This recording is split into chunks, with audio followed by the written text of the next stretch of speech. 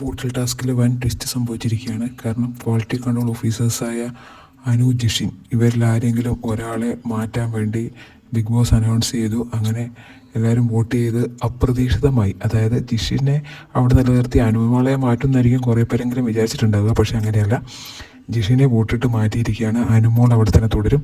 അതുപോലെ തന്നെ ബാക്കിയുള്ള ബോട്ടിൽ ഏജൻസിൽ നിന്നും തിരഞ്ഞെടുക്കപ്പെട്ട ഒരാളാണ് ഇപ്പോൾ അനുവിൻ്റെ പാർട്ട്ണറായിട്ടുള്ളത്. അത് സാബുമാനാണ്.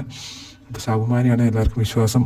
കാരണം ആർക്കും മാനിപ്പുലേറ്റ് ചെയ്യാൻ കഴിയില്ല എന്നുള്ള ഇതിൽ സാബുവിനെ ക്വാളിറ്റി കൺട്രോൾ ഓഫീസർ ആക്കിയിരിക്കുകയാണ്. അങ്ങനെ അനുവും സാബുമാനും കൂടിയാണ് ഇപ്പോൾ ക്വാളിറ്റി കൺട്രോൾ ഓഫീസേഴ്സ്.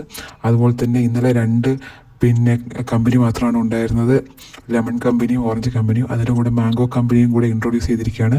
അങ്ങനെ ഓറഞ്ച് കമ്പനിയുടെ ഓണറായ നെവിൻ അത്ര കളിക്കാത്തത് കൊണ്ട് നെവിനെ മാറ്റി അതിന് പകരം 2 പേരെ സെലക്ട് ചെയ്ത് ഷാനവാസിനെ ഓറഞ്ച് കമ്പനിയുടെ ഓണറാക്കുകയും ആര്യനെ മാംഗോ കമ്പനിയുടെ ഓണറായിട്ടും ഇവർ എല്ലാവരും കൂടെ വോട്ടിട്ട് തിരഞ്ഞെടുത്തിരിക്കുകയാണ്.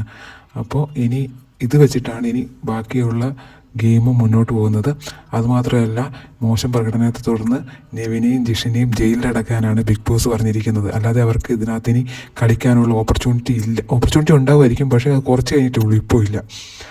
മിക്കവാറും ബിഗ് ബോസ് കയറിക്കാണെങ്കിൽ നെവിനെ ഏതെങ്കിലും ഒരു സ്ഥലത്ത് അടച്ചിട്ടാലേ ശരിയാവും. അല്ലെങ്കിൽ അകത്ത് കയറി എല്ലാം കട്ടും മുടിച്ചും തിന്നും. അതുമാത്രമല്ല, ഇവരുടെ ലെമൺ ജ്യൂസും ഓറഞ്ച് ജ്യൂസും മാംഗോ ജ്യൂസും ഒന്നും പിന്നെ ബാക്കി ഉണ്ടാവില്ല. അപ്പോൾ ബിഗ് ബോസ് ബുദ്ധിപരമായി നെവിനെ ഒഴിവാക്കി ജയിലിലടക്കാനുള്ള പ്ലാന് അത് അടിപൊളിയായി.